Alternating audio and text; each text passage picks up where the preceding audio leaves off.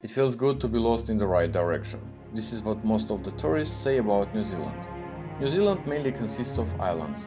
The mains are called North and South. According to the classical geopolitical thinking of Halford Mackinder, Wellington is located in where it is called the Outer Crescent, with 4.5 million people, being located far away from the heartland, isolated in the middle of the Pacific Ocean, brings into first place not only the problem of infrastructure to connect with the rest of the world, but also effectively shields from the direct fallouts of wars, such as the bloodiest two world wars, political instabilities among neighboring countries, pandemics and so on. My name is Heik and welcome to Global Political Analysis channel. Although many nations had to survive through the toughest times in their history due to geopolitical, geographical position or religion, it also imposed them to learn how to influence the geopolitics or political vector beyond their borders. Countries like Russia, Austria or France have been continuously facing with threat of foreign intervention.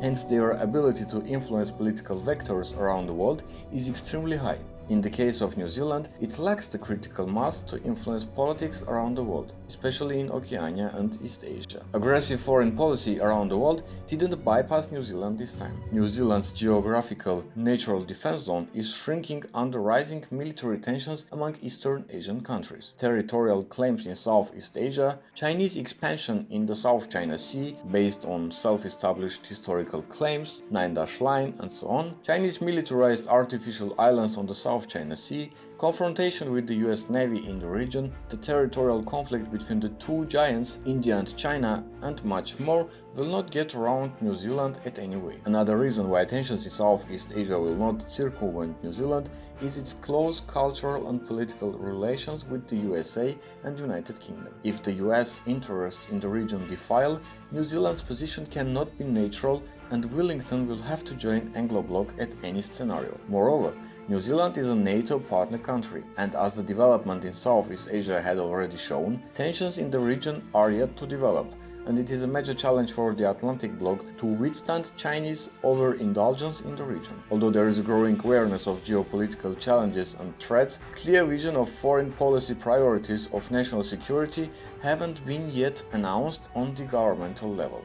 Defining foreign policy and security perspectives in such a militarized zone might prevent heavy losses of independence in the future or help to escape turning into the battlefield in between Chinese or the US warships. Withstanding militarized aggression is only reliable if governmental discussions are backed with strong and independent economy. Due to its geographical position, Wellington is home to agriculture. Although the nearest market is Australia or the Asian bloc, diversification of export markets should always be on the national security agenda to escape over-dependence on a particular market. Furthermore, Wellington should give enormous efforts to develop renewable energy sources to cover domestic needs and above.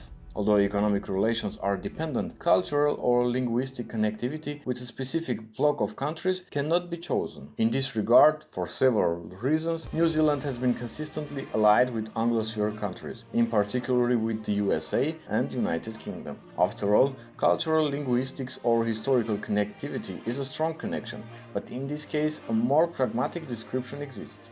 Because New Zealand is highly dependent on freedom of navigation, its geopolitical allegiance ultimately lies with the maritime power able to defend rule of law overseas. Once this role was under British Empire, but nowadays the US is the leader and defender of maritime rules in international waters and beyond. When it refers to maritime territories, things get complicated for New Zealand. According to the UN Convention on the Law of the Sea, countries have territorial waters, exclusive economic zone and continental shelf.